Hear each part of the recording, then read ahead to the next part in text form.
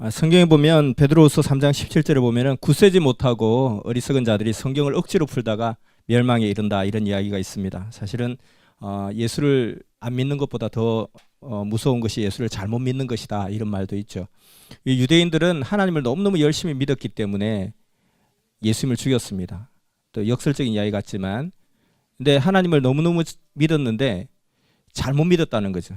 그래서 차라리 하나님을 안 믿었더라면 예수님을 죽이지 않았을 것입니다. 그런데 하나님을 너무너무 열심히 믿었고, 근데 너무 잘못 믿었기 때문에 예수님을 죽일 수밖에 없는 그런 비극을 낳게 되죠. 이와 같이 우리도 신앙생활할 때 예수 믿으면 천국 간다, 예수만 믿으면 된다, 이렇게 하지만 믿는 것이 아는 것을 전제로 하지 않으면 온전한 믿음이 될 수가 없고, 또 우리가 예수님을 사랑하자, 하나님을 사랑하자 이렇게 하지만 모르고서는 사랑할 수가 없다는 거죠. 그래서 성경을 정확하게 알아야 되겠다. 그래서 많은 목사님들도 스스로 이제 자각하고 반성하면서 하는 이야기가, 우리 신앙인들이 정말 예수를 안 믿는 것보다도 잘못 믿는 것이 더 무섭기 때문에 우리가 믿더라도 잘 믿자. 제대로 못 믿을 것 같으면 차라리 믿지 않는 게 차라리 더 낫다, 이렇게까지 이야기를 하거든요. 그래서 한 가지 이야기를 먼저 해드리면, 우리가 너무나 어릴 때부터 잘 아는 벌거벗은 임금님이라는 그 이야기가 있죠. 옛날에 어떤 왕이 세상에서 가장 아름다운 옷을 지어오라고 제단사에게 이야기합니다. 그 제단사가 훌륭한 옷이라고 옷을 가져왔어요. 근데 가져왔는데 그냥 맨손으로 온 거예요. 근데 옷이 어디 있냐 그러니까, 왕이요, 제가 가져온 최고의 옷을 드리겠습니다. 이 옷은 거짓말하는 사람에게는 보이지 않는 옷입니다, 라고 하니까 왕이 뜨끔한 거예요. 왜냐면 왕이 평소 때 거짓말을 많이 하거든요. 그러니까 내가 거짓말쟁이라는 게 들통나면 안 된다. 그래서 그렇구나, 역시 훌륭한 옷이구나, 이렇게 답변을 하게 됩니다. 그 신하들도 이제 불렀어요. 옷이 어떠냐? 이 옷은 거짓말쟁이한테는 보이지 않는 옷이다, 이렇게 하니까 신하들도 너무 멋지고 훌륭한 옷입니다, 이렇게 이야기하죠. 그러고 나서 한술 더 떠서 이 훌륭한 옷을 백성들에게도 보여주면 어떻겠습니까? 라고 하니까 왕이 이제 옷을 입어야 되죠.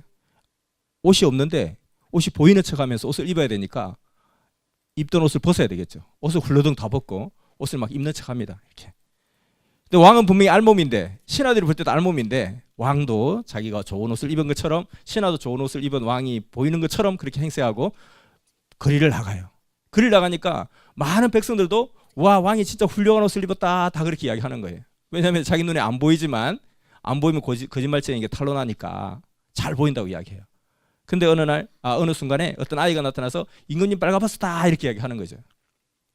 자, 이 이야기를 정말 좀 더 확대해 보면, 늘려보면, 이 아이가 만약에 그런 이야기를 하지 않았다, 이 아이조차도 영악해가지고 너무 잘 보여요, 임금님 멋져요, 이렇게 이야기하고 다 끝났다면 어떻게 됐을까? 그 신하들은 그 이후에 그 옷의 아름다움을 서로 자기가 가장 잘 알아볼 수 있다고 서로 막 칭찬을 하기 시작할 겁니다.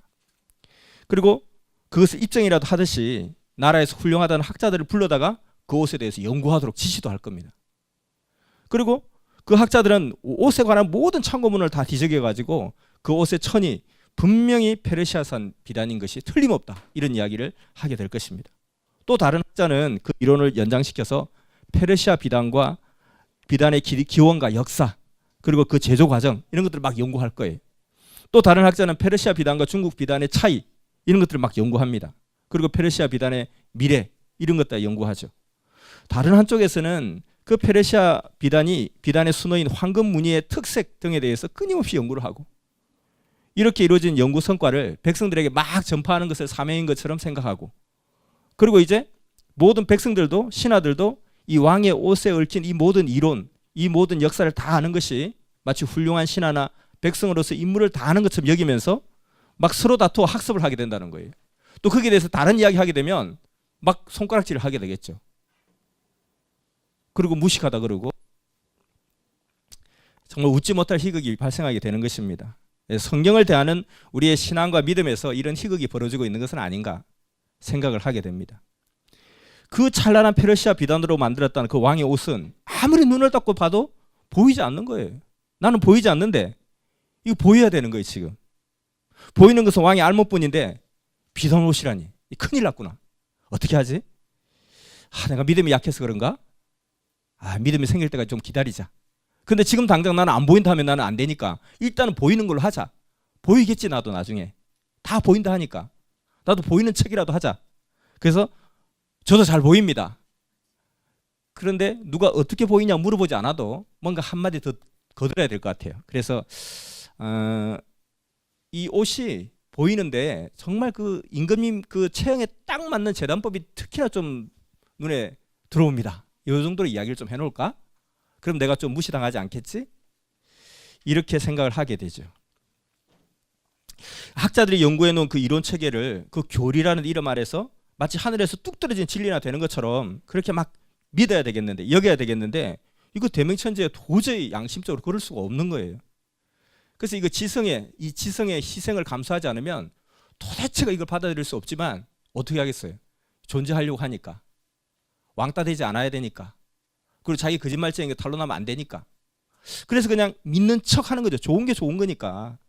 그래서 참자, 믿는 척 하자, 있다고 치자, 뭐 좋은 게 좋잖아, 이렇게 신앙생활을 하는 것은 아닐까. 우리의 신앙이, 성경을 대하는 우리의 자세가 이런 경우가 허다하게 많이 있다는 것을 우리는 성경을 배우면서 많이 느끼게 됩니다. 오늘은 그 중에 하나, 홍수 심판에 대한 이야기를 하게 됩니다.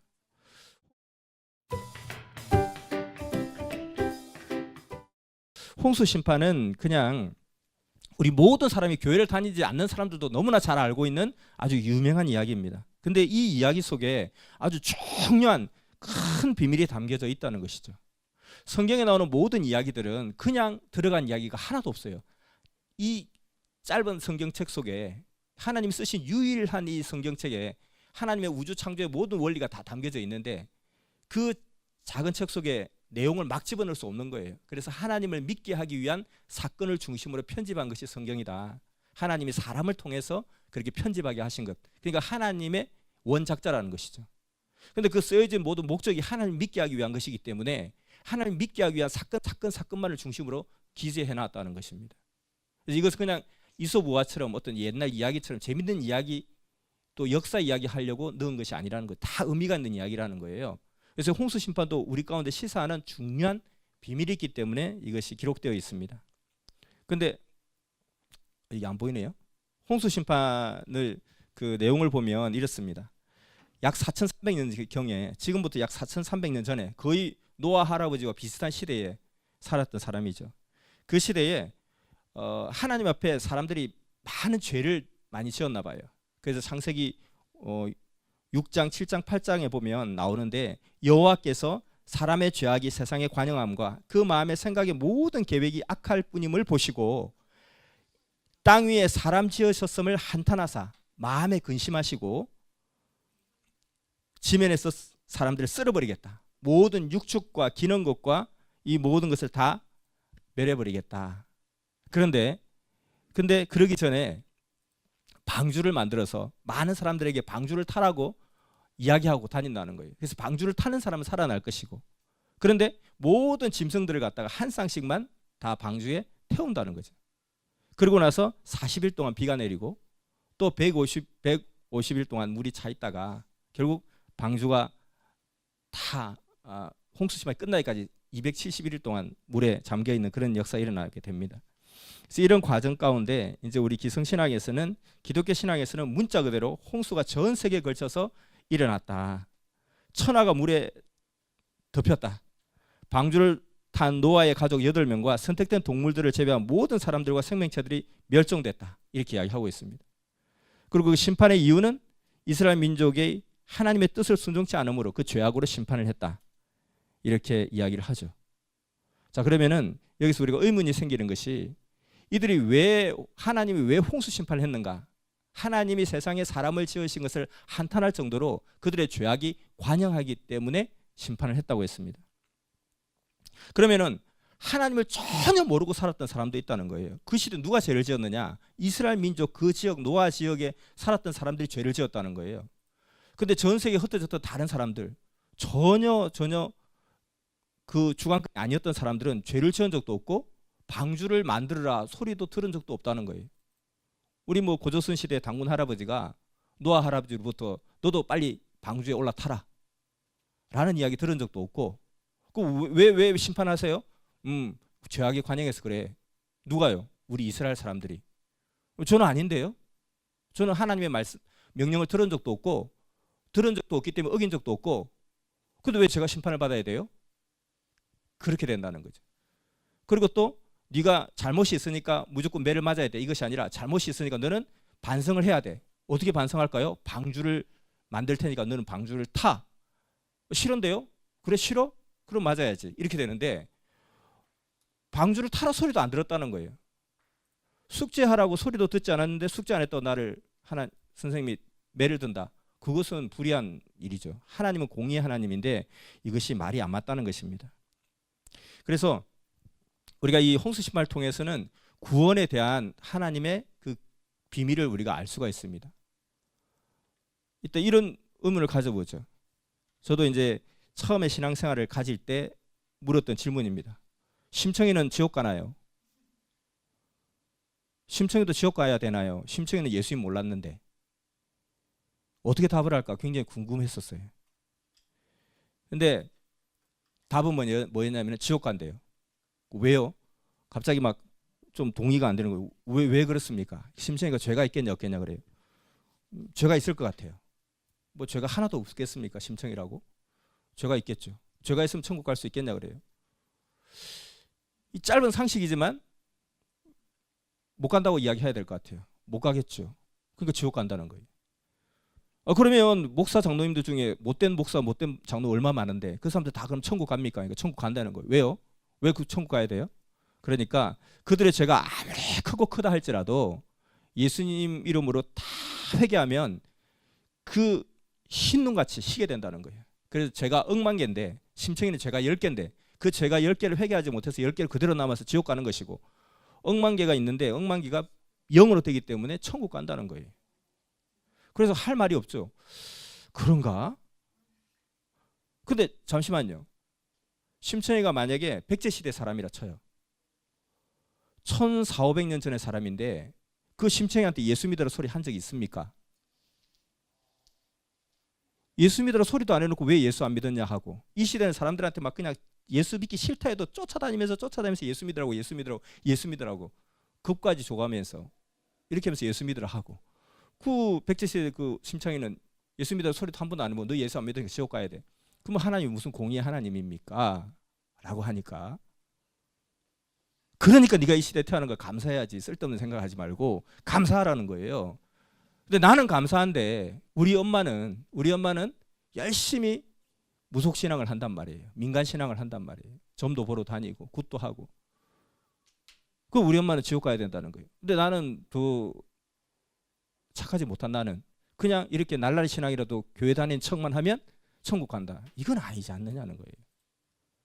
그래서 과연 하나님의 구원의 세계는 어떠한가, 이것을 한번 생각해 볼 필요가 있다는 것입니다. 이게 구원에 대한 하나님의 구원관, 이것이 들어가 있고, 두 번째는 과연 지구 전체가 물에 잠길 수 있겠는가? 지구 전체가 물에 잠길 수 있겠는가 하는 부분입니다.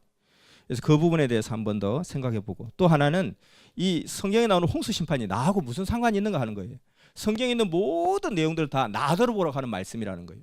그냥 그들의 이야기, 그의 이야기, 그러면 이게 읽을 이유가 하나도 없다는 거예요. 그러니까 성경에 있는 모든 이야기는 진리라는 거예요. 진리의 특성이 뭐냐면 진리는 보편성이에요. 보편성의 뜻은 뭐냐면은 거기에 나오는 모든 것이 이 시대에도 나에게도 모두에게도 해당된다는 거예요. 사람을 흙으로 만들었다? 그게 진리라면 나도 흙으로 만들어야 되고 모든 인생을 흙으로 만들어야 된다는 거예요. 사람을 갈빗대로 만들었다? 성경에 나와 있어요. 그것이 진리라면 나도 갈빗대로 만들고 우리 모두도 갈빗대로 만들었어야 된다는 거예요. 근데 그 하와만 갈빗대로 만들었다. 또 그리고 아담만 흙으로 만들었다. 그렇게 성경에 있는 모든 이야기들을 그 시대 그 한 사람한테만 딱 국한시킨다면 이것은 진리가 아니고 이미 죽은 책이고 우리가 읽을 이유가 없다는 거예요. 그것을 우리가 왜 성경을 읽느냐, 왜 구약을 읽어야 되냐. 구약은 재밌는 이야기네. 재밌는 이야기, 다른 이야기 더 재밌는 이야기가 많고 우리 드라마 보면 더 재밌어요. 왜 성경을 이렇게 보냐는 거예요. 삼국지 보듯이 어떤 이야기 교훈으로 읽는 것이 아니라 진리라는 거예요. 그것은 우리 모두에게 해당되는 내용이고 나 이야기라는 거예요. 아담의 이야기를 읽을 때는 아담이 나다. 그리고 가인의 이야기 읽을 때는 가인이 나다. 노아 이야기도 노아가 나다. 이렇게 해서 이게 성경이 살아있는 성경이고 내게도 적용되는 성경이지, 그들만의 그 어떤 한순간만의 이야기고 나하고 상관없는 이야기, 이렇게 하면 이건 성경이 아니라는 거, 진리가 아니라는 것이죠. 그 진리의 특성이 바로 그거라는 거예요. 그래서 이 홍수 심판은 바로 내 이야기다 하는 것을 전제로 하고 이야기를 해야 되겠습니다. 자, 그 노아의 홍수 심판은 온 천하를 대상으로 전체 심판을 했다. 이것을 정통 교리로 인식하고 있습니다. 그 근거가 뭐냐면 한번 넘겨주세요. 제 이야기한 대로 넘겨주세요.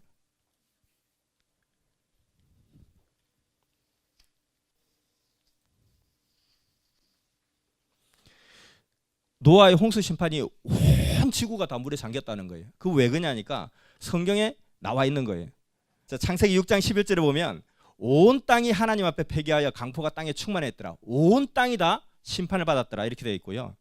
그 7장 4절에 보면 모든 생물을 지면에서 쓸어버리겠다. 그렇게 되어 있고, 창세기 7장 19절에 보면 물이 땅에 더욱더 창이라며 천하의 높은 산이 다 덮였다는 거예요.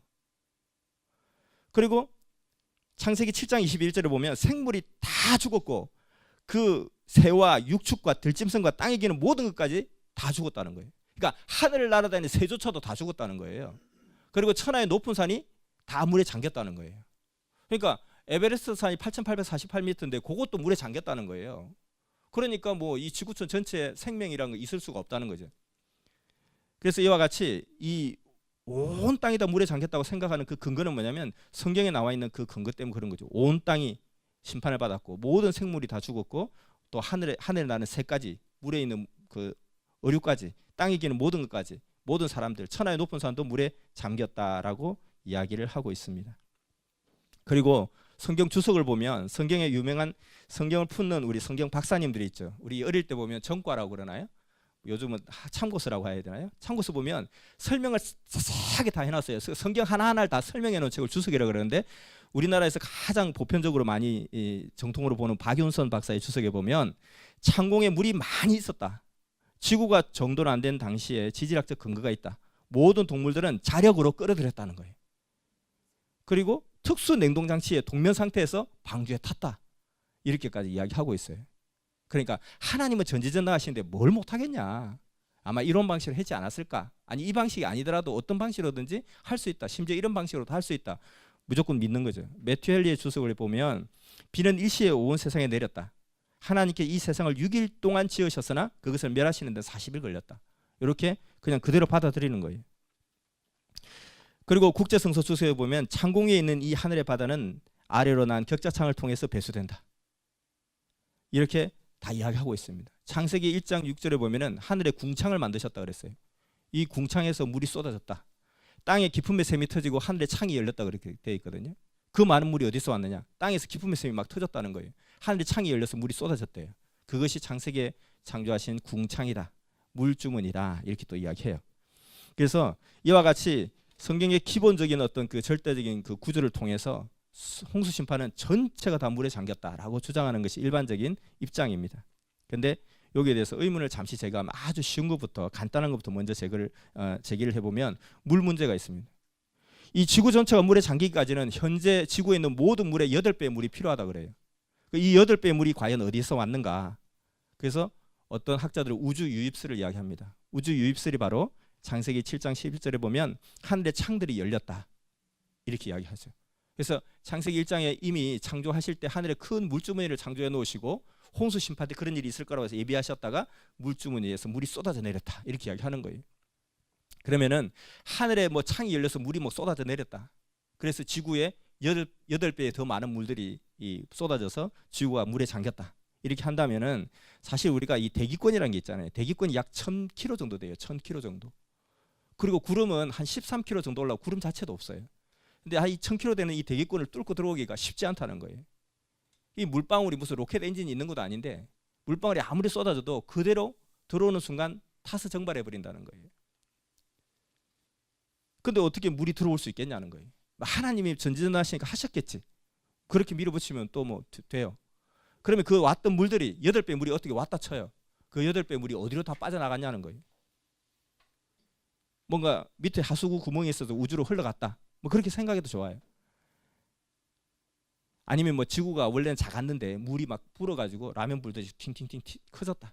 이렇게 해도 좋고 아무튼 이 물 문제도 이해가 안 되는 부분이죠. 그 많은 물이 어디서 왔겠느냐.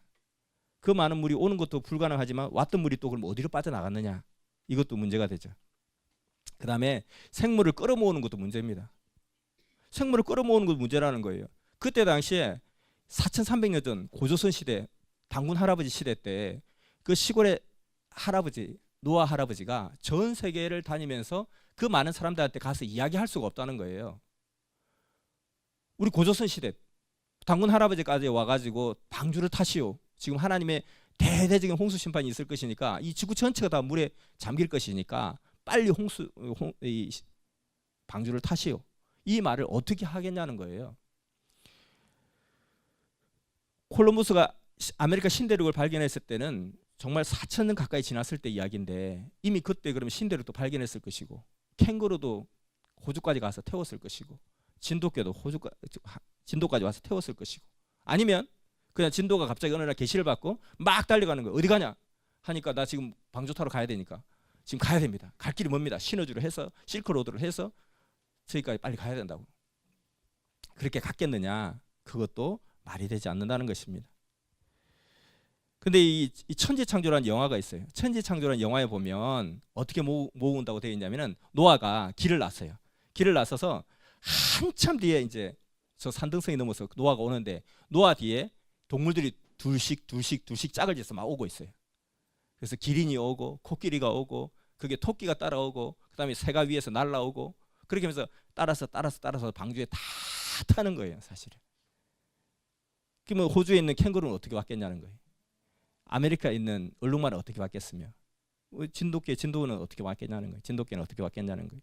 그것도 성립이 안 된다는 것입니다. 그리고 세 번째는 모든 생물들의 수용과 사용 문제도 문제라는 거예요. 사실 이 배 크기를 보면은 광이 50규빗, 고가 30규빗, 장이 300규빗이라고 했습니다. 규빗이라는 것은 성인 남자의 이 팔꿈치에서부터 손끝까지 대략 한 평균 45cm를 잡는다는 거예요. 그렇게 해보니까 지금 현재 톤으로 적재 중량을 하면 한 1만 5천 톤을 수용할 수 있는 그런 크기라는 거예요. 그게 3층으로 만든 배인데 이 세상에 동물이 약 100만 종이 된다는 거예요. 그중에 큰 동물만 1100종이 된다는 거예요. 수용할 수가 없다는 거예요. 그러니까 하나님이 전지전능하시니까 우리가 옷 보관할 때 그 이불 보관할 때 압축 보관하잖아요. 이불이 이렇게 퉁퉁했는데 압축 쫙 당기니까 갑자기 쫙 납작해지듯이 그렇게 압축 보관했나. 근데 이제 그 영화에 보면 이렇게 보면 이제 사육하는 문제도 문제잖아요. 이렇게 보는데 그 위에 이렇게 얼룩말이 있으면 그 옆에 기린이 있고 그 밑에 또 이제 조그마한 동물들이 여기 있고 뱀은 그 밑에 있고 막 이렇게 있어요. 펭귄은 또 저쪽에 있고. 근데 사실은 얘네들 온도도 문제라는 거예요. 펭귄은 막 더워 죽겠다 그러고 그것도 이제 여기 이놈은 추워 죽겠다 그러고 요놈 맞추려 저놈 맞출 수가 없는 거예요. 에이, 하나님이 전지전능하시니까 막 알약 하나 딱 먹여놓고 그냥 뭐 홍수심판 내내 동안 그냥 잠들게 했는가? 그렇게 생각할 수도 있겠죠, 사실은.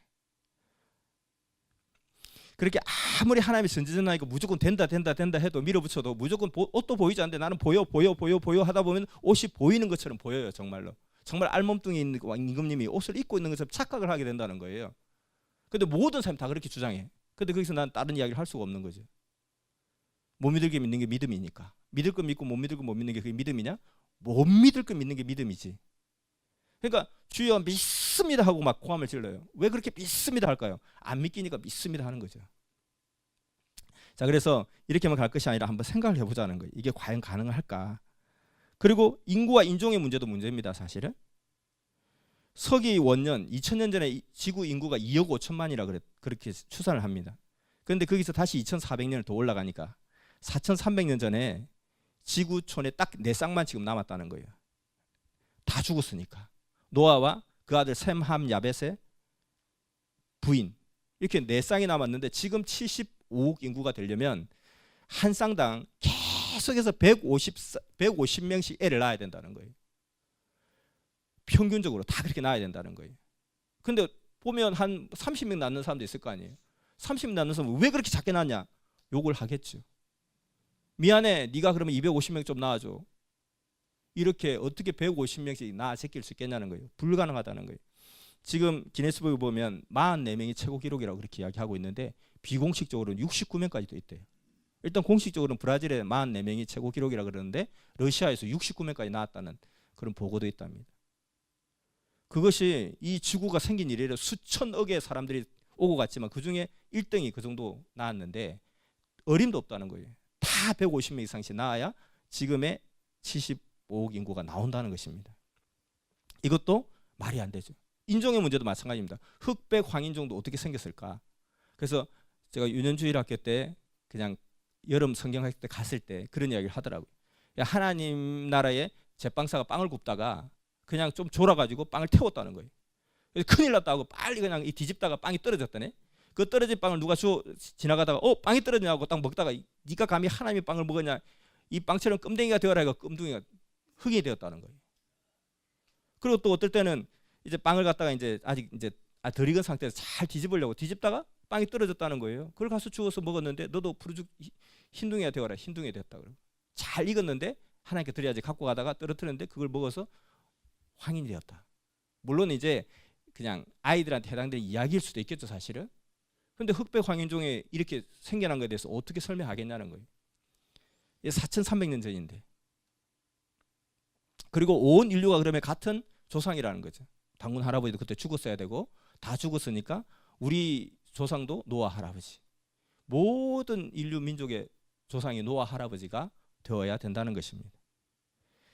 자, 그리고 지질학적인 문제도 역시 마찬가지라는 거예요. 만약에 그때 홍수가 있어가지고 전 세계 모든 사람들이 다 죽었다면은 이 부분이 생각되는 거예요. 1977년도에 아기 맘모스 디마가 발견이 됐어요.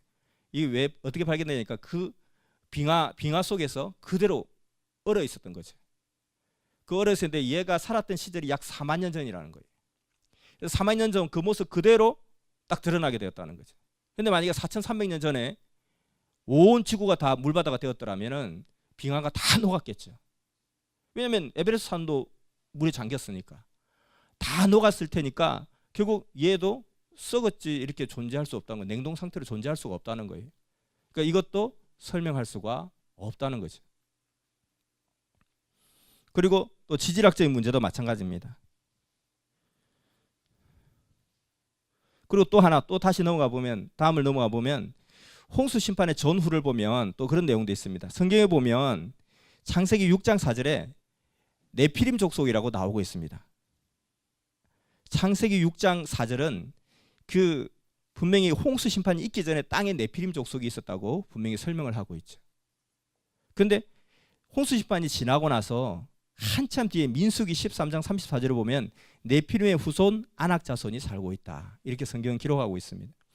그래서 이 네피림 족속이 있었던 시절을 BC 약 2400년, 그리고 민수기 13장 33절에 네피림의 후손 아낙 자손이 있었다는 그 시대가 BC 1400년이라는 거예요.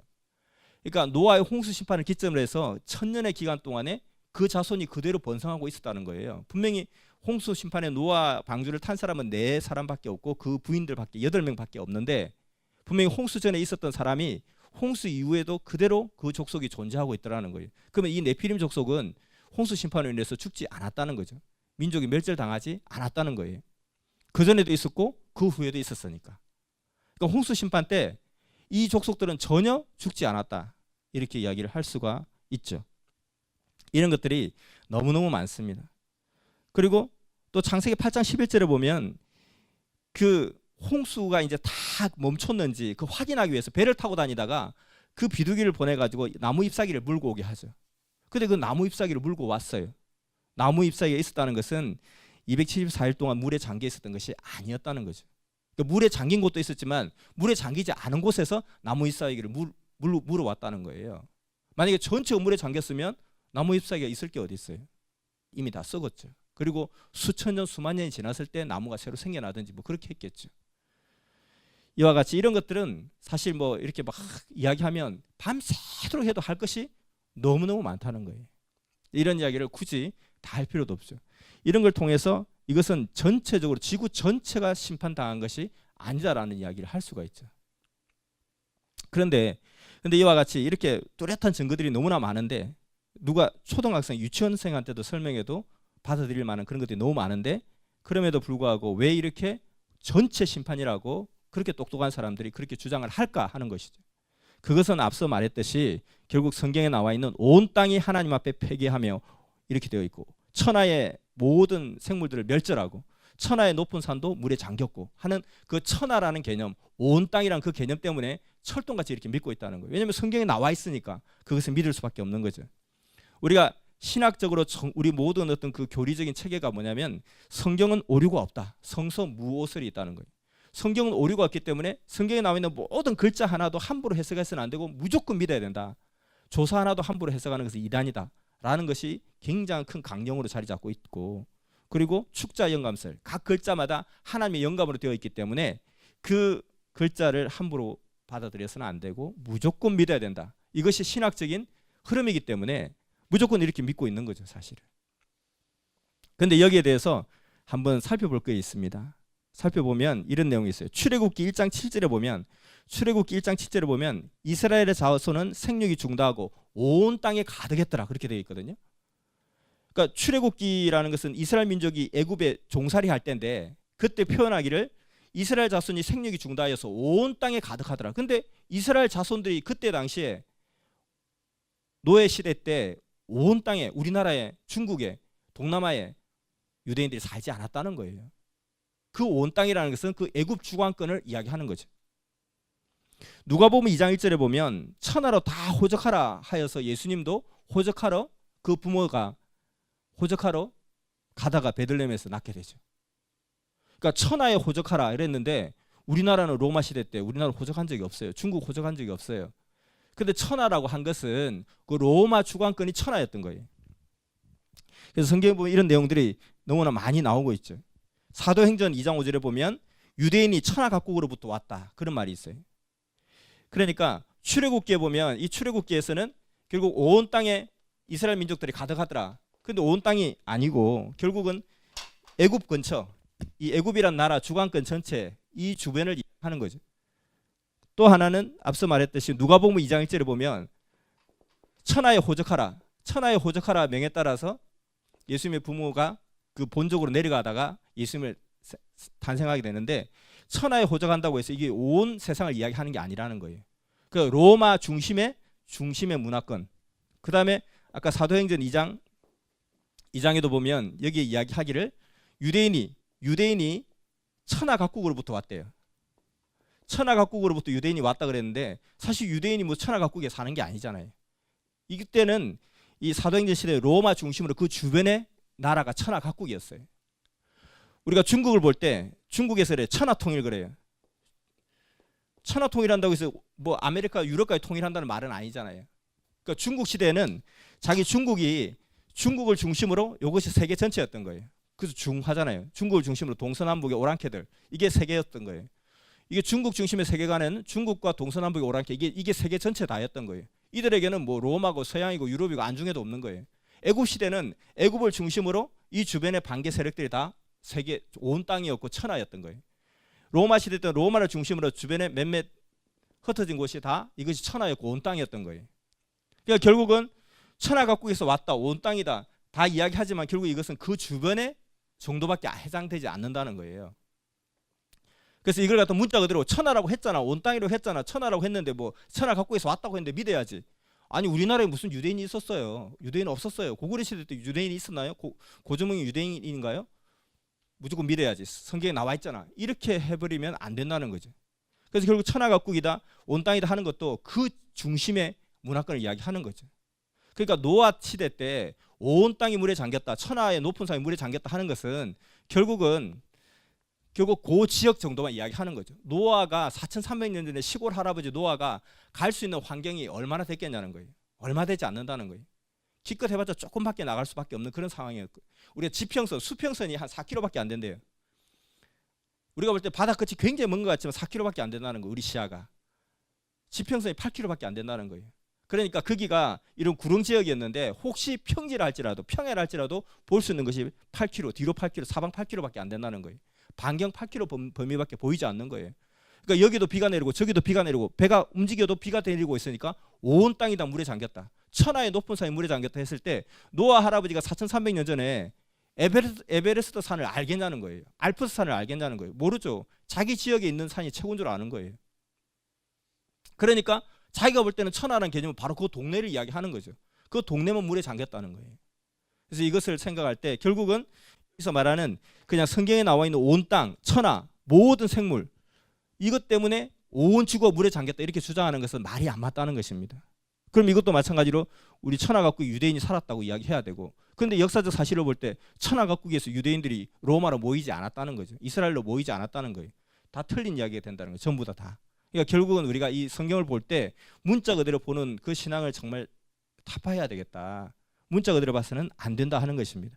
그래서 결국은 베드로후서 3장 16절에 굳세지 못한 자들이 억지로 풀다가 스스로 멸망에 이른다. 그래서 성경을 억지로 풀면 안 되고 정확하게 알고 성경을 풀어야 된다는 거죠.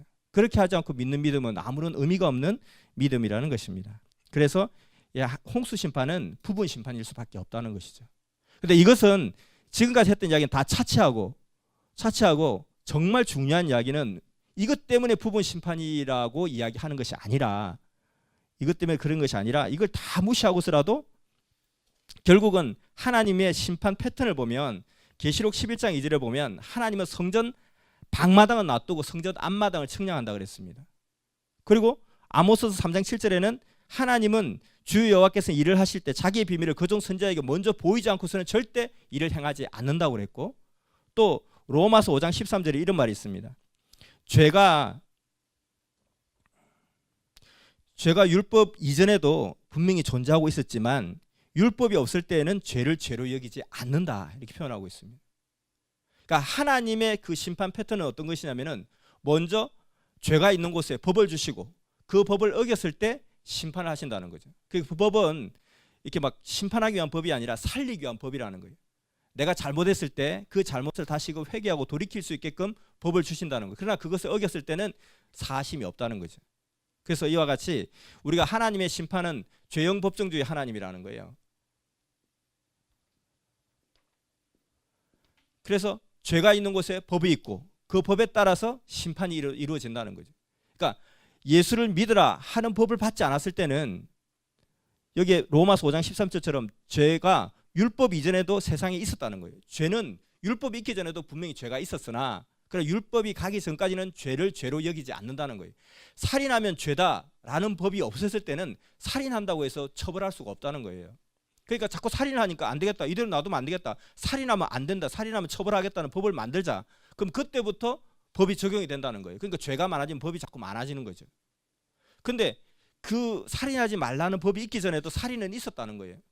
그렇지만 그것을 죄로 여기지 않는다라고 하는 거죠. 그래서 예수를 믿어야 된다라는 법이 있기 전에도 예수를 안 믿는 자도 있고 안 믿는 자도 있었지만 그 전에는 예수를 믿어야 된다는 그 법을 받기 전에 예수 안 믿어도 상관없다는 거예요. 하나님 그것을 심판할 수가 없다는 거예요. 심판했어도 안 된다는 것입니다. 그래서 이와 같이 그러기 때문에 이 홍수 심판은 전체 심판이어서는 안 된다는 거죠. 절대로.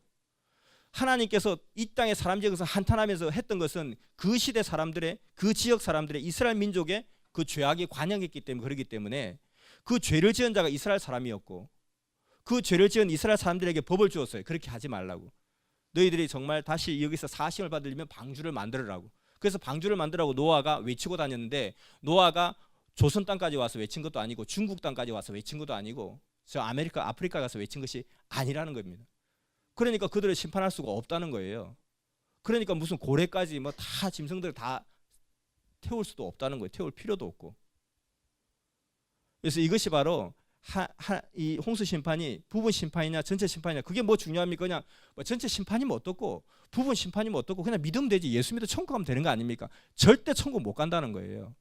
믿는 것은 행함이 없는 믿음은 죽은 믿음이라 정확하게 알지 못하는 믿음이 아니라는 거예요. 그냥 분명히 벌거벗었는데 옷을 입었다고 그냥 믿는 척 해주자, 뭐 좋은 게 좋으니까, 그것은 진리가 아니라는 거예요. 진리가 너희를 자유케 할지니라 그랬고, 하나님 예수님 말씀은 진리를 전함으로 우리 구원의 길로 인도하는 것이지 그냥 믿는 척 한다고 되는 것이 아니라는 거예요. 자, 그래서 홍수 심판은 바로 지역 심판이라 하는 것입니다. 그리고 하나님께서 정말 이 뭐 또 내가 지금 사람이 이가 하나 아픈데 이를 치료하기 위해서 발바닥까지 그렇게 치료할 필요가 없다는 거예요. 그래서 아픈 곳을 치료하는 지역 치료라는 것입니다. 치질이 걸렸는데 왜 입에다 소독약을 바를 필요가 뭐가 있겠냐는 거예요. 그 지역에 문제가 있으면 그 지역만 심판하면 된다는 것입니다. 그래서 그 지역에 문제가 있었기 때문에 그 지역의 사람들에게 법을 주었고 그 법이 방주를 타라 하는 법을 주었다는 거예요. 그래서 죄가 있는 곳에 법이 있고 그 법에 의해서 심판이 좌우된다는 거예요. 이것을 우리가 정확하게 생각해야 될 필요가 있다는 것입니다.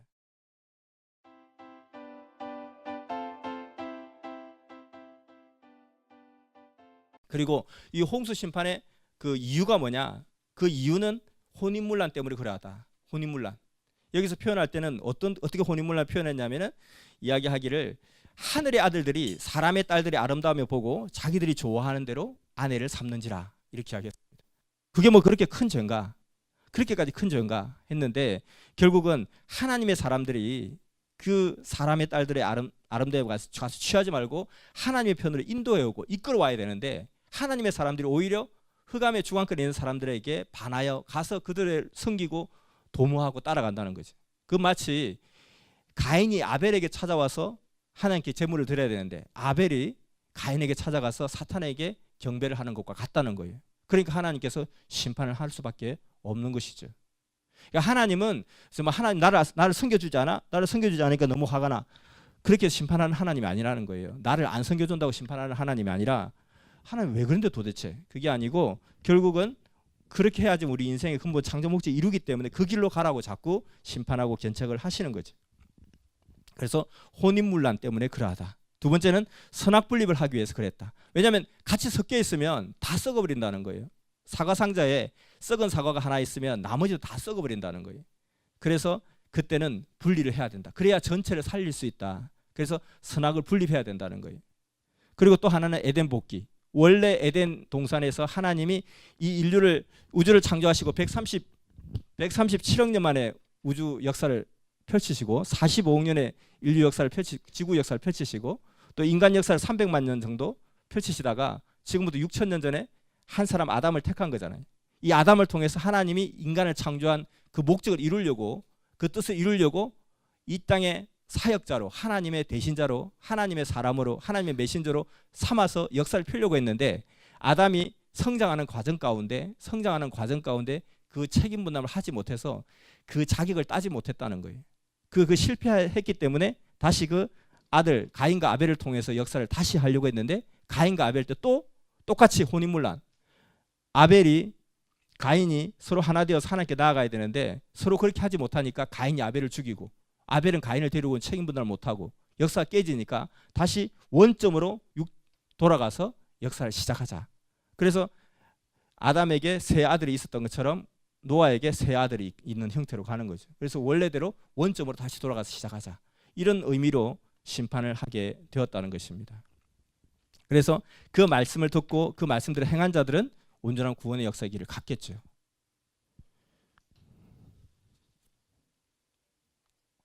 그래서 하나님의 심판 패턴을 보면 이 노아의 홍수 심판이 부분 심판이어야만 되는 이유가 바로 하나님의 심판 패턴에 달려 있다는 것입니다. 하나님의 심판은 처음부터 예정된 것이 아니라 창세기 6장 6절에 사람을 지으신 것을 하나님이 한탄하사, 그러니까 사람들이 잘못을 하니까 그 잘못을 그대로 내두면 죽을 수밖에 없다는 거예요. 썩은 것을 그대로 냅두면 그대로 썩어서 다 문드러지게 되어 있기 때문에 썩으면 어떻게 해야 되느냐, 이것을 갖다 도려내든지 잘라내든지 치유를 하든지, 몸이 병이 들었으면 고쳐야 된다는 거예요. 놔두면 죽는다는 거예요. 그래서 원래 하나님이 노아 홍수 심판 때 심판하려고 예정되어 있던 것이 아니라 하나님도 사람을 창조하실 때 이렇게 한탄할 정도로, 내가 왜 사람을 창조했을까 한탄할 정도로 속상한 일이 일어날 줄은 예상을 못했다는 거예요. 근데 인간이 죄를 짓게 되니까 냅둘 수 없으니까 법을 주시는 거예요. 그래서 그 법을 주실 때에 그냥 하나님께서 법을 주시면 사람들이 못 알아들으니까 항상 잘못이 생겼을 때는 회복의 길을 주시는데, 회복의 길을 주실 때는 사람을 보내시고 그 사람을 통해서 말씀을 전하시고, 그리고 그 말씀을 지켜 행할 수 있는 기간을 주시고, 그리고 그것을 행하느냐에 따라서 심판이 좌우된다는 거예요. 그러니까 하나님의 우리 인간에 대한 심판은 처음부터 예정되어 있는 것도 아니고 개개인의 심판도 예정되어 있는 것이 아니라는 거죠. 그래서 하나님의 심판 패턴이 이와 같이 이렇게 이루어지기 있기 때문에 홍수 심판은 기존의 믿음과는 다른 부분 심판이다. 절대로 전체 심판이어서는 안 되고 전체 심판일 수도 없고 전체 심판일 이어서도 안 된다는 거죠. 그래서 홍수 심판에 대해서 왜 전체 심판으로 이렇게 절대적으로 무조건 믿을까 했을 때는 아까 성경을 볼 때에 정말 그 성경에 나오는 온 땅, 천하, 모든 생물, 또 천하의 높은 산, 물에 잠겼다. 그 문자에 얽매여 있다는 거죠. 근데 그 문자에 대한 것도 보면 성경에 말했듯이 아까 결국은 출애굽기에 온 땅이 가득했다. 이게 온 땅이 온 세상이 아니지 않느냐. 마찬가지로 결국은 누가복음에 천하에 호적했다 하죠. 우리나라 호적한 것도 아니고 단지 그 로마 중앙권만 호적한 것이 아니냐. 그리고 사도행전에 유대인이 천하 각국에서 왔다 하지만 유대인이 천하 각국에 존재하지 않았었어요. 유대인이 천하 각국 해봤자 로마 주변에 그 작은 이스라엘 주변에 흩어졌던 반경 100km도 안 되는 그 범주에서 살았던 사람들이 전부 다. 그런데 그 사람들이 명절을 맞이해서 유월절 명절을 맞이해서 자기 본향 예루살렘으로 오는 것을 천하 각국에서 유대인들이 다 왔다 그렇게 했어요. 그게 뭐 주변에 기껏 300km, 400km 떨어진 곳에 온 것도 아니에요. 바로 주변에 언저리에 살았던 사람들이. 근데 그걸 천하 각국이라 했던 거예요. 그러면 결국 이것을 통해서 볼 때 성경에 기록하는 관점을 볼 때 결국은 사람이 쓴 것이고 사람을 통해서 하나님이 쓰신 것이다. 그럼 그 사람의 주관권을 벗어나지 못한다. 그 시대의 주관권을 벗어나지 못하고 그 시대 문화의 주관권을 벗어나지 못한다. 마치 여호수아가 태양아 멈춰라 했을 때 그는 태양이 도는 걸로 생각했지 천하의 여호수아라 할지라도 그가 지구가 돈다는 걸 알았겠냐는 거예요. 다윗이 솔로몬이 지혜로운 솔로몬이 지구가 돈다는 걸 알았겠냐는 거예요. 그건 하나님의 사람이고 뭐고 간에 상관이 없고 모른다는 거예요. 뭐 바울이 지구가 돈다는 걸 알았겠어요? 몰랐다는 거예요. 그러니까 노아 할아버지 입장에서는 천하가 물에 잠겼네라고 표현할 수밖에 없고 천하의 높은 산은 결국 그 중근동집의 높은 산이 얼마나 높겠어요 사실은. 그것이 잠긴 것이지 백두산이 잠긴 것도 아니고 에베레스트 산이 잠긴 것도 아니라는 거예요. 근데 그게 어떻게 그냥 무조건 홍수 심판이다 전체 심판이다 이렇게 그렇게 하다 보면 결국은 유대인처럼 하나님을 믿는다 하면서도 하나님의 몸으로 오신 예수님을 죽이는 일을 행하게 된다는 거예요. 모르니까 그렇게 행하게 된다는 거예요. 그래서 정확하게 믿는 것이 필요하다. 그래서 하나님의 심판 패턴도 정확하게 알아야 된다는 거예요. 그래서 심청이는 절대 지옥 가면 안 된다는 거예요. 왜냐하면 앞서 말했듯이 죄가 있는 곳에 법을 주시고 법을 주신 것을 지키느냐 안 지키느냐에 따라서 심판이 판정되는 것인데 심청이한테는 예수 믿으라 소리를 한 적이 없다는 거예요. 한 적이 없기 때문에 너 왜 예수 안 믿었어? 이렇게 할 수가 없다는 거예요. 그건 하나님도 불의한 하나님이 되어버린다는 거예요. 그것이 하나님의 심판 패턴이라는 거예요. 이 세상의 법도 그러하다는 거예요. 이 세상의 법도 죄형 법정주의잖아요. 그래서 로마서 5장 13절에 이야기했던 것처럼 정말 죄가 있었다 할지라도 율법이 있기 전에 죄는 죄로 여기지 않는다. 율법이 가면서부터 그 율법을 어길 때 죄가 된다는 거예요. 그것을 이 홍수 심판의 가장 중요한 핵심이 바로 그것이라는 것입니다. 두 번째는 이와 같이 문자 신앙으로 해서는 시대 상황을 보지 못함으로 오류가 생길 수밖에 없다. 절대로 문자 신앙해서는 안 된다라는 것이죠. 그것은 이미 태양아 멈추어라에서도 이야기를 했지 않습니까? 그리고 세 번째는 하나님의 구원과 심판에 대한 패턴을 알 수 있다.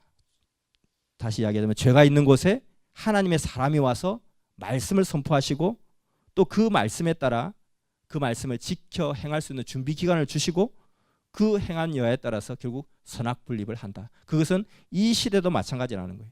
그러니까 노아 시대의 그 이야기는 그 노아의 이야기가 나하고 무슨 상관이 있느냐 했을 때 다 나하고 상관이 있는 이야기라는 거예요. 하나님의 역사는 예나 지금이나 변함없이 끊임없이 하나님이 역사하고 일을 하고 계세요. 그러니까 예나 지금이나 사람은 존재하고 있는 것처럼 이와 같이 하나님의 역사는 계속해서 지금도 역사를 하고 계신다는 겁니다. 인류 구원의 역사를 행하고 계신다는 거예요. 그럼 이와 같이 이 시대도 마찬가지로 우리 인생들에게 하나님은 하나님의 사람을 보내서 끊임없이 하나님의 법을 전하고 계시다는 거예요. 말씀을 전하고 계시다는 거죠. 그 말씀을 내가 믿고 받아들이고 행하는 자에 따라서 각자의 다 구원의 심판의 세계가 좌우가 된다는 것입니다. 그래서 그때는 방주를 탈 사람과 타지 않을 사람이 정해진 게 아니라는 거예요. 누구든지 그 노아가 돌아다닐 수 있는 범주에서는 누구든지 돌아다니면서 방주를 타라, 방주를 타라, 방주를 타라, 다 방주를 타라고 했어요. 그런데 그 방주를 타고 안 타고의 문제는 본인의 선택에 달려 있다는 겁니다. 어떤 누구에게만 특별하게 이야기한 것이 아니라는 거죠. 근데 그거 믿고 안 믿고는 본인의 판단인 거죠. 그래서 이와 같이 이 시대도 그와 같이 시대의 방주가 항상 있다는 것입니다. 시대에 하나님의 방주가 항상 있다는 거죠. 시대에 하나님의 법이 항상 있다는 거죠. 그런데 그 법은 항상 하나님의 사람을 통해서 지금도 전해지고 있다는 것입니다. 그 법을 잘 믿고 따르는 자에게 하나님의 역사심이 임하게 되는 것이죠. 그래서 지금도 보낸 자를 통해서 항상 하나님은 말씀하고 계신다. 지금도 이 시대에 또 우리가 하나님이 선포하시는 그 방주를 우리가 타면서 그 역사 가운데 가는 것이 필요하다는 것입니다. 그래서 많은 사람들이 그런 이야기를 해요. 그냥 홍수 심판에 대해서 그냥 홍수 심판이 전체 심판이다라고 막 주장하는 학설도 많아요. 학적으로 과학적으로 주장하겠다 하는 학설도 있어요. 그리고 그냥 우리가 상식적으로 보면 노아 홍수 심판이 전체 심판이 아니라는 것은 유치원생도 얼마든지 증거하고 변정할 수 있는 많은 자료들이 있다는 거예요. 근데 이걸 억지로 또 과학적으로 막 증거하려고 하는 세계도 있어요. 근데 성경을 근거로 이야기를 해야 되는 거죠. 성경을 근거로 정확하게 이야기해야 되는데 다른 것들은 우리가 신학도 항상 보면 남이 한 이야기, 인간이 한 이야기를 막 외우는 게 신학 공부예요. 그건 아무 의미가 없다는 거예요. 그걸 하지 말고 하나님이 하신 말씀을 가지고 하나님의 책 성경을 통해서 이야기하고 성경에는 문제가 있으면 성경에 반드시 답이 있고 그것을 사람의 논리와 변종으로 이야기할 필요가 없다는 거예요. 우리는 사람의 말을 듣고 싶은 것도 아니고 사람의 말이 법이 아니라 하나님의 말씀이 법이고 하나님의 말씀을 듣고 안 듣고 판단하는 것에 따라서 구원과 모든 것이 좌우되는 것이지 사람의 말에 귀를 기울이는 것은 그게 또 반대되는 말을 하는 사람도 있어요. 또 보면 항상 우리가 어떤 사람 뭐 탄 거 먹어도 된다, 탄 거 먹으면 절대 안 된다, 탄 거 먹어도 괜찮다는 사람도 많아요. 사실은 탄 거 먹으면 절대 안 되는 사람도 있고 이 말 들으면 이 말을 맞고 저 말 들으면 저 말을 맞고 그래서 사람의 이야기라는 거예요. 그러니까 신학이라는 것은 사람이 하는 이야기가 신학이에요. 신이 없다는 것도 신학이고 신이 있다는 것도 신학이고 무신론도 신학이고 유신론도 신학이고 사람이 하는 이야기만 잔뜩 배우는 것이 아니라 정말 성경을 통해서 성경이 하는 이야기를 들어봐야 돼요. 그래서 우리가 성경을 2000번 읽은 사람이 어떤 것을 깨달았고 어떤 것을 아는지 우리가 들어볼 필요가 있다는 거예요. 내가 성경을 2000번 읽고 정말 21년 동안 수도 생활을 그냥 극적으로 하다 보니까 성경에 이런 것이 있더라, 성경에 이런 것이 있더라, 성경에 이런 것이 있더라 들어보라는 거예요. 들어보고 판단은 내가 하면 되는 거죠. 왜냐하면 성경에 있어야 되고 성경에 답이 있어야 되고 또 그것이 실제로 이루어져야 되고 이 두 가지만 확인하면 된다는 거예요. 성경에 보니까 불심판한다고 막 구약에 많이 예언되어 있는데 예수님 오셔서 불심판하지 않았어요. 그러니까 유대인들은 네가 불심판 안 하니까 불심판 안 했으니까 너는 메시아가 아니다라고 지금도 예수를 메시아로 인정하지 않는 게 유대인이죠. 사실 아직도 메시아가 안 왔다고 생각하는 거예요. 초림주를 기다리고 있죠. 그러니까 그들이 볼 때는 기독교인들 다 또라이 바보 멍청인 거예요. 근데 기독교는 생각할 때는 예수님이 메시아가 맞다는 거예요. 근데 다시 오신다 하니까 우리는 재림 메시아를 기다리고 있는 거예요. 근데 똑같은 것은 뭐냐면 예수님 불심판 안 했다는 거예요. 불심판 안 했으니까 이번에는 반드시 불심판한다 이렇게 생각하는 거예요. 그러니까 기독교인이나 유대인이나 똑같은 생각을 하고 있는 거예요. 구름 타고 오고 불심판한다. 근데 성경을 보니까 불은 말씀이다 이거더란 거예요. 불은 말씀이다. 성경에 수도 없이 불은 말씀이다 나와 있다는 거예요. 근데 그럼 불이 말씀이라는 것이 맞으려면 성경에 나와 있으니까 맞는다 그렇게 끝나지 말고 실제로 그렇게 되는지를 확인을 해봐야 된다고요. 현실이 그런지를 적용을 해봐야 된다는 거예요. 행함이 없는 믿음은 죽은 믿음이다. 이 말이 바로 그거라는 거예요. 실체가 없는 이론은 죽은 이론이라는 거예요. 내가 일본까지 바다를 뛰어갈 수 있다. 이론은 나도 뛰어갈 수 있다는 거예요. 왜 뛰어갈 수 있느냐? 바다에 한 발 딱 내딛고 한 발 빠질 사이에 한 발 다시 빨리 내딛으면 돼요.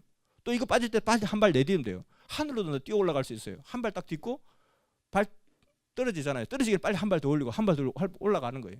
이론은 맞아요. 그럴싸해요. 근데 그렇게 되느냐? 한번 해봐. 안 되네요. 그럼 그 죽은 이론이야. 썩은 이론이야. 이거라는 거예요.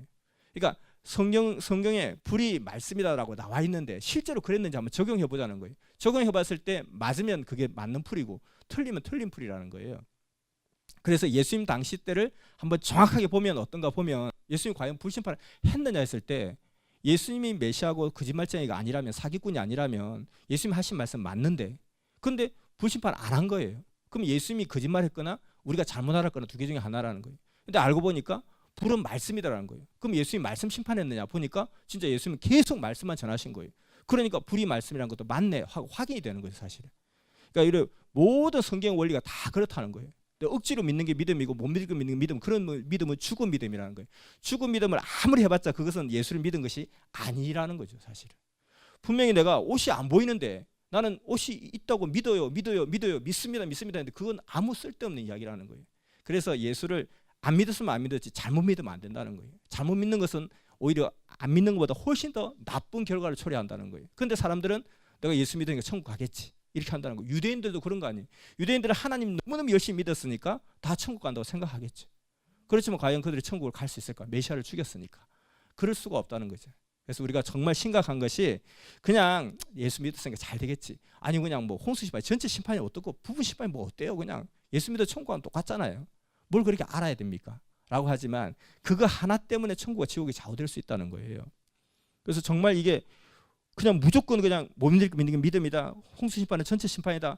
그냥 어째 그게 전체 심판일 수 있습니까? 보세요. 네피림 후손이 그전에도 있었잖아요. 근데 다 죽었는데 어떻게 네피림 후손이 또 있어요? 아, 그 필요 없고 하나님이니까 다 할 수 있어. 필요 없다니까 다 필요 없어. 무조건 하나님이 할 수 있어. 무조건 하나님이 할 수 있어. 이런 믿음은 정말 이 성경 하나님을 모독하는 믿음이고 이 성경의 권위를 확 떨어뜨리는 믿음이라는 거예요. 성경이 쌀데기 없는 신화책이 되고 설화책이 되고 이야기책이 되어버린다는 거예요. 성경은 절대 진리책이라는 거예요. 성경은 그렇게 수준 낮은 책이 아니고 그냥 이야기거리고. 근데 저도 많은 예수쟁이와 이야기를 해보면 예수쟁이가 예수를 욕먹게 하는구나. 그걸 뼈저리게 느끼게 된다는 거예요. 그러니까 이렇게 뭐 논리적으로 이야기하면 그 필요 없고 그렇게 성경을 그렇게 생각하면 어떻게 하냐. 성경은 원래 비과학적이고 초과학적이고 성경을 과학적 이성적으로 따지지 말라는 거예요. 그런 무식한 이야기를 한다는 거예요. 왜 그건 말이 안 되는 게 과학이라는 것은 하나님이 만들어 온 그 수많은 그 법칙들, 그 하나님의 전지전능한 능력이 대단하잖아요. 옛날 어렸을 때 그렇게 생각했죠.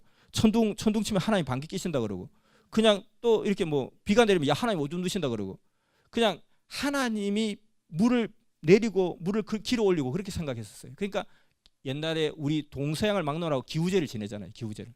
아프리카 뭐 사람들도 기후제 지낸다 그러고 서양 사람도 동양 사람도 기후제를 지내요. 왜?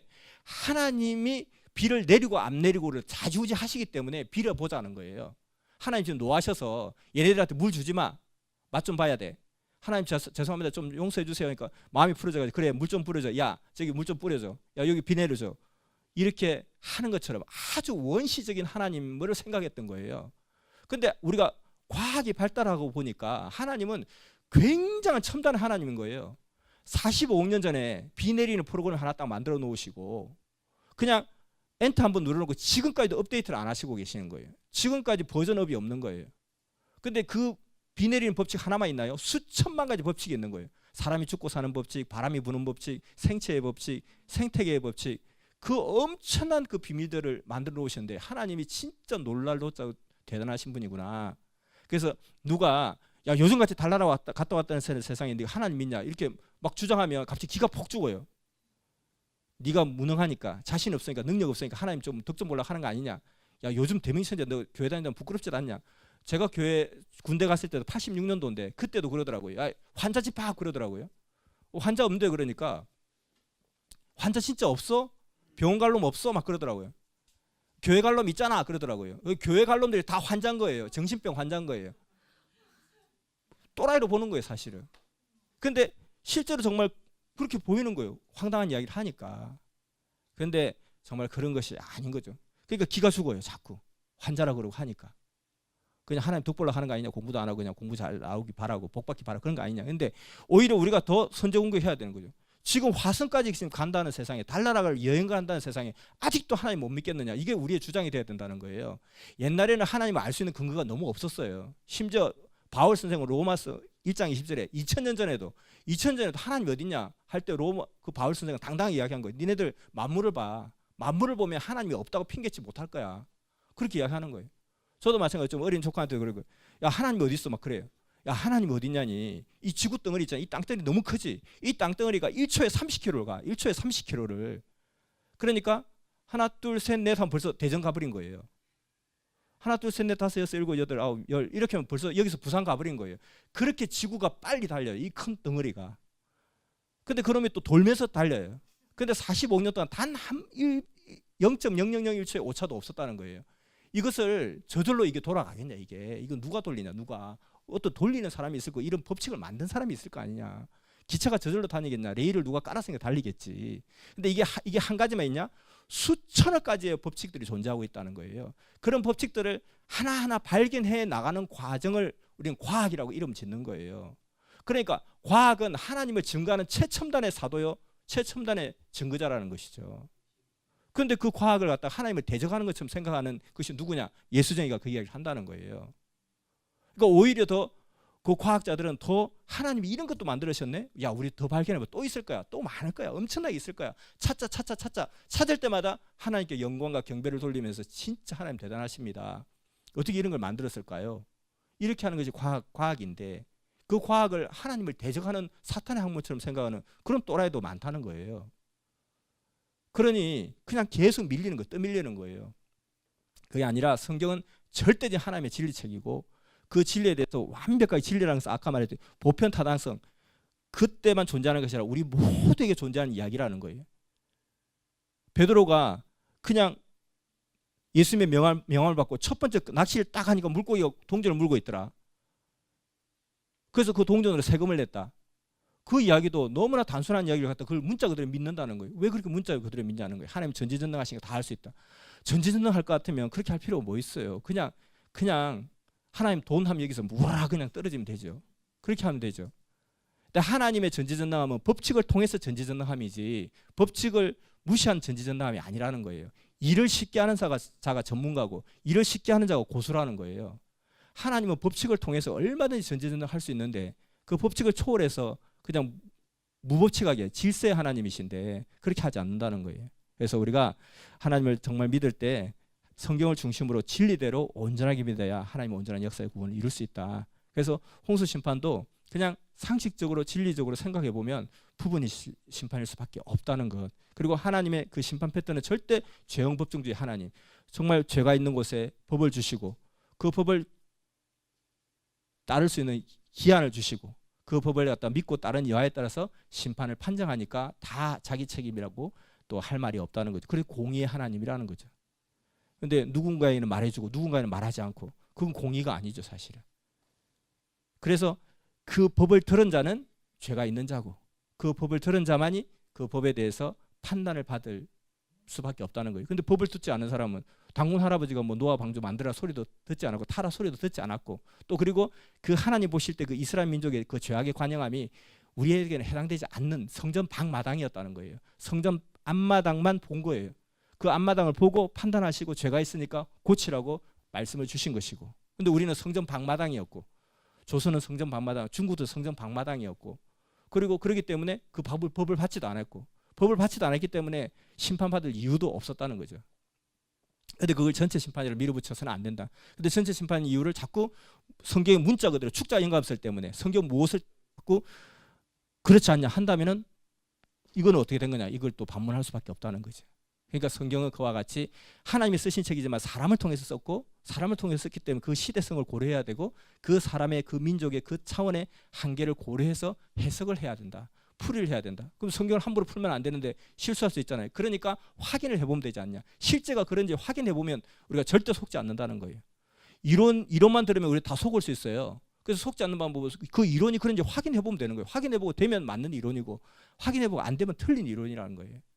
그리고 성경에 그것이 있어야 되고 너무나 간단하게 우리가 해석을 할 수 있다는 거예요. 그렇게 해서 하나님을 수고하고 애를 써서 제대로 믿어야 되는데 그냥 수고하고 애쓰지 않고 그냥 뭐 믿는 척하자, 보이는 척하자, 보인다 치자 이렇게 가다가는 다 헛짓을 하게 된다는 거예요.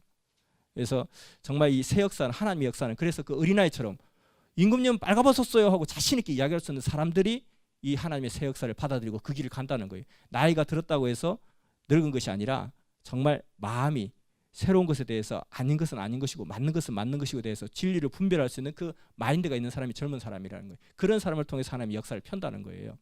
그래서 과연 우리가 이 인생길을 가면서 분명히 임금님은 벌거벗은 것인데 다른 사람 다 훌륭한 옷이라고 할 때 나도 등달아서 나도 훌륭한 옷이라고 보이는 척하면서 서로 보이는 척 하다가 그 근본 원리 진리를 깨닫지 못하고 가는 그런 믿음의 인생이 너무 많다는 거죠. 그래서 정확하게 진리를 깨닫는 그런 성경 과정이 필요하다고 이야기할 수 있습니다.